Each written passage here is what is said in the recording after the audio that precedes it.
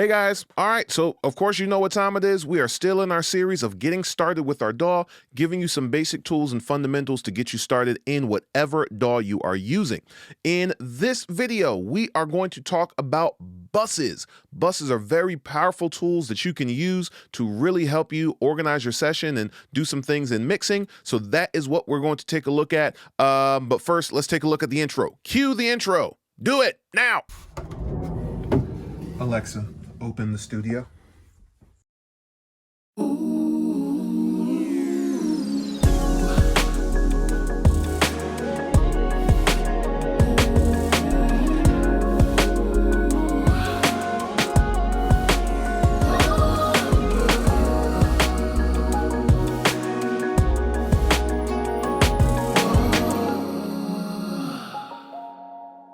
McCray Music. Okay, guys, in our video on creating tracks, if you did not see that video, it might be because you did not subscribe and turn on notifications, so you have no clue what video I'm talking about. So do that right now. You can hit like, if you will. Go ahead and subscribe and turn on notifications so you don't miss any more videos. And then also, if you did miss it, card up at the top for that video on creating tracks in your DAW. But in that video, we explained what buses were, and I talked about how you can think about buses inside of a DAW, similar to how you would think of buses in regular life. What do buses do? They transport people from one place to another. Buses inside of your DAW are going to transport audio information or allow you to transport audio information from one place or from a group of tracks or places to another. And there are several reasons why you might want to do that. So here are 4 reasons why, and there might be more, but here are 4 reasons that I've thought of that you may want to use a bus, or where buses can be useful for you. 1, buses can be useful in something called gain staging. We'll talk about that when we get deeper into doing some mixing videos and tutorials down the road. But gain staging, being able to simply control the level of gain in stages throughout my mix so that it's not going crazy by the time I get to the mix bus at the end of the mix. All right, so I can use buses for gain staging. I can use buses to just control in my mix, just control the volume, of a whole section, right? So maybe I have all of my drums. I want to at some point be able to maybe bring all the drums up a little bit or down a little bit. I got the blend good and I want to change the overall mix of all the drums. I can use a bus to do that. We can use buses for sends, all right? And sends, not sins. Don't use buses for sins. We can use buses for sends, specifically with time-based effects. But I mean, they're all different kinds of things that you can do. But anytime I want to just basically take a copy of what's happening here and send it someplace else to maybe put a reverb on it or some kind of effect, or duplicate it for some kind of reason. Maybe I'm doing parallel compression, or maybe I'm just doing something funky with it and I want to kind of treat it separately, right? I can use a send to do that. Okay. And then lastly, we can use buses just for general organization, right? To kind of segment out your mix and to just organize stuff where all my drums are here, all of my guitars are going here, right? Just basic organization. In this video, we're going to take a look at how to use buses for all the stuff that I just mentioned, except sends. There's some things in sends that I think we need to do a whole separate video for that. So we'll do that as a separate video. But all the other stuff that I talked about, right? Gain staging, controlling the volume of multiple things from one place, and organization, we're going to do right now in our DAW. So let's jump on over and let's take a look. All right, so here I am inside of my DAW. I am in the mix section. If we pop up here, you can see that we've got our mix up. Like I said, we're going to do several things with this song that I'm developing called Progress. And let's just look at what we have so far. Look how far you've come. You're not where you were. You're making progress. Yeah. All right, so we're looking at the chorus. All right. So looking at this right now, I do not currently have anything routed to any buses, all right? And so it's just a bunch of tracks. And so right away, you can kind of see how buses can help with organization.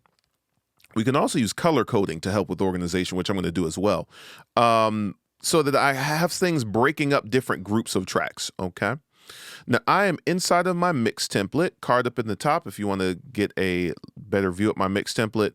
We're going to learn how to create my mix template at the end of this series. I've got a bunch of buses up here that are currently hidden, and we're going to turn some of these on, and we're going to start using some of these. All right, so let's come back here. And I like to use buses. And again, this is my way of doing things, right? People use buses all different kinds of ways. I like to use buses to group together similar instruments, all right? So that I can change the volume of all those instruments or even shape the sound of all the things, all those instruments as one. I like to use buses in that way. So let's look at what we've got here. We've got some live drums kind of happening right here. So I'm going to grab a bus. Let's actually just turn a few buses on up here. And then we're going to just start grabbing some of these buses and just dragging them down. All right, so let's do a bus here for our live sounding drums, shall we? All right, so I'm going to just throw that right in there. We're going to do another, and I'm just going to put them in position now, and then I'm going to talk about renaming and routing and organization. I'm going to drag another bus down here. Let's do a bus for just our drums as a whole. So our overall drum bus right there. Cool. And I don't think I need any other buses for any of these other instruments, right? If I had like multiple guitars, let's just look what we got. We've got a bass. We got some horns.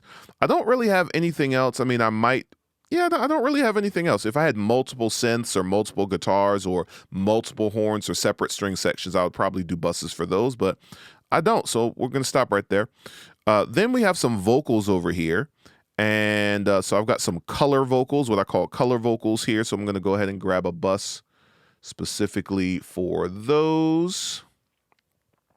Right. And so this is the process that I would do. Right. So those, and then I have some what I call the main vocals. Okay, whatever that means. I'll do it this way. Let's just drag this right on over. Main vocals. And then I've got my lead vocals. Let's just move this here, and then we'll turn off buses 6 and 7. We don't need those. Okay. So all those buses were already created in my template here.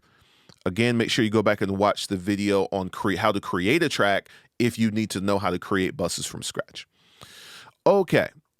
Let's name our buses, okay? We want to organize things, so I'm going to name my buses here. This is going to be the LV bus, or lead vocals. This is going to be for main BV bus. This is going to be for the color BV bus. And then let's go ahead and get our drum bus together here. And we'll call this our live drum bus. Okay, beautiful. And if you saw at the beginning, I already have my music mix. That's also a bus.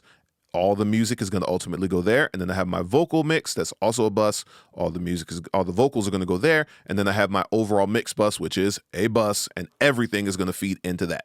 Okay. All right. So I have my buses in place. While we're here, let's just go ahead and color code things. I just like to do that. It just, again, is going to help with the organization. So I like to color, and you don't have to do this at all, but I think it helps. So I like to color my drums orange. I color my basses red, any basses.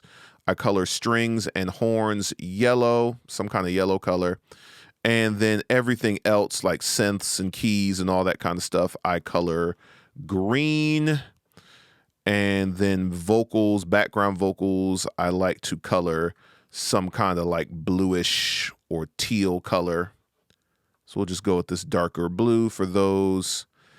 All right, and this just kind of really helps, all right? You'd be surprised at how much this helps, especially when you have a lot of tracks. This is a fairly tame, let's call our lead vocal some kind of like greenish thing or something. Now we'll go with this. This is a very, very light mix in terms of the number of tracks, right? We could have way more than this. Most of these are vocals, and, I can kind of comp those, but color coding is going to really help you with your organization and being able to see things. And now, even just with nothing routed, this is an easier mix to look through. Drum bus, oh, these are drums here, right? Live drums, oh, there's our live drums there. Okay, so even just having those buses there can help you with organization and kind of separate out your tracks a little bit. But now I need to get sound into my buses, right? So there are two ways we could do this. Let's get this color wheel out of here. so I can look at you. There are two ways we could do this, right? One way is through routing, okay? Routing means I am going to actually take the sound that's coming out of all these tracks, and I'm going to actually route the outputs of all those tracks to my bus, which means that all the sound will be coming through the bus, and if I mute the bus, I will no longer hear the sound coming from any of those other tracks, okay? This is great for gain staging. This is also great when I want to be able to adjust the volume of all of these instruments or vocals or whatever from one place. And also if I want to use EQ or, dynamic effects or, whatever to shape the sound of all of them as a group, all right? I would use the routing technique. You can also use sends. Sends is going to keep the audio coming out of the original place, but then also send a version or a copy of it basically to a bus. And that is great for time-based effects like reverb and delays and other things where I want my original sound, whatever it is, but then I also want an altered version of it over here for some reason. Like I said, we're going to do a whole separate video on that. But let's do some routing, right? So I am going to take a look. Let's turn on our output section here in Luna. And I'm going to take a look. Let's start with our drums. I can see that right now everything is going to the main except for these buses, which are going to the mix bus, right? So I can see here where things are going, right? You are going to, in your mix section, in your DAW, whatever DAW you're using, look for the output section where it shows you where the track is being outputted to. And we're going to change that. So I'm going to come here and I'm going to actually highlight all of these right here. I want them all going to this mix to this drum bus, live drum bus right here. And so I'm going to use a keyboard shortcut of Shift Alt. Okay. And this is going to allow me to change the output of all these to the same output. If you wanted to do like a cascading kind of output or input, there's a way to do that as well. I believe it is Shift Control Alt or Shift Command Alt, one of the two. Probably Shift Command Alt. But anyway, I'm going to do Shift Alt. I'm going to hit my output here. Notice it's selecting all these. Gives me my various buses over here. I can just go right to it. And let's just send this right to the live drum bus. Boom, right? So all of those, actually I had two buses selected here. Didn't mean to do that. And so let's just send them all to the live drum bus. There we are. That's what we want. Okay. This is one of the things I love about Luna. I don't have to rename any buses. Okay. In Pro Tools, if you want to, you got to go in there and rename the buses. It's once I name it here, it names it there. I see the name right here. Makes life a lot easier for organization. Okay. All right. Now this live drum bus here, this whole live drum bus is going to go into the overall drum bus. So let's go ahead and do that. Let's send that into the drum bus. Where are you at? There you go. And then let's send all of these guys, right? Shift Alt. Let's send all of these guys into the drum bus as well. Cool. And then we're going to send the drum bus to the music mix. Okay. So let's just look at what we have here for a moment. Let's mute everything else. Let's mute all this other goodness right here real quick. And let's just look at what we have with that routing that we've just done. All right. So if I solo this, that's just my live drums. Can mute it. All right. So it's working. I still got my lead vocal in there. All right. If I were to mute the whole drum bus, no more drums. All right.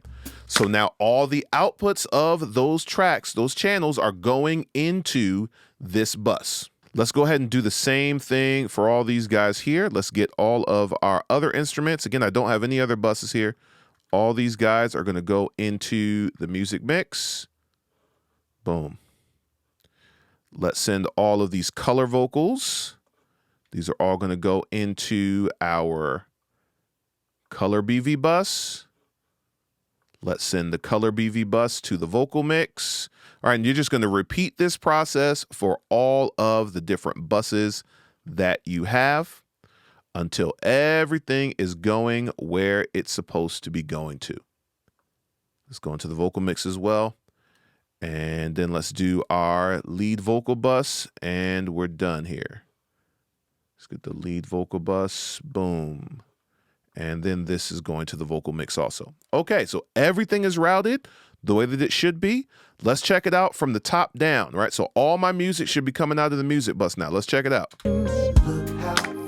Let's mute the music bus. No more music. All my vocals are coming out of the vocal bus. Mute that.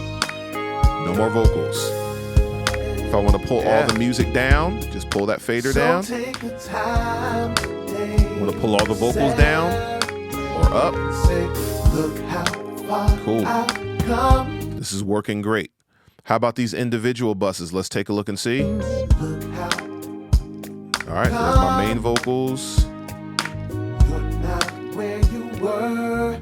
You're Right, we already looked at our drum bus. All right, so this is great. We are in great position here. Everything is routed, and that was nice and easy.